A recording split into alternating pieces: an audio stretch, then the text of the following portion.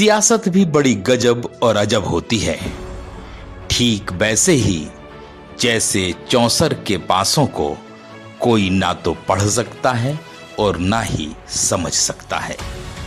यही कारण है कि देश कोई भी हो, वहां का राजनेता जीत हासिल करने के लिए हर पैतरा आजमाने से नहीं चूकता, क्योंकि उसका लक्ष्य सिर्फ और सिर्फ जीत हासिल करना होता है। इसके लिए वह किसी भी हद पर जाने को तैयार रहता है।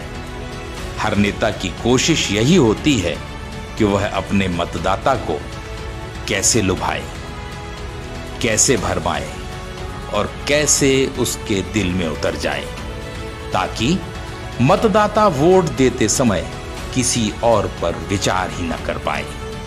बात अगर हम अपने देश की चुनाव की करें तो चुनाव प्रचार में आम आदमी की समस्याओं का दूर दूर तक कोई जिक्र नहीं होता। सारी बात पाकिस्तान पर आकर ठहर जाती है। चुनाव में हार और जीत को पाकिस्तान की खुशी और गम से जोड़ा जाने लगता है। बीते चुनावों को अगर हम देखें तो देश में बढ़ रही समस्याएं चुनावी मुद्दा नहीं बन पाई। भाजपा ने बीते 2 चुनाव जीते हैं और देश के प्रधानमंत्री नरेंद्र मोदी के हाथ में कमान है। मोदी और अमेरिकी राष्ट्रपति डोनाल्ड ट्रंप को काफी करीबी माना जाता है और दोनों एक दूसरे को अपना दोस्त तक कहते हैं। अब तो लगता है कि डोनाल्ड ट्रंप नरेंद्र मोदी को फॉलो करने लगे हैं और उन्हें भाजपा के प्रचार करने का तरीका भी पसंद आने लगा है।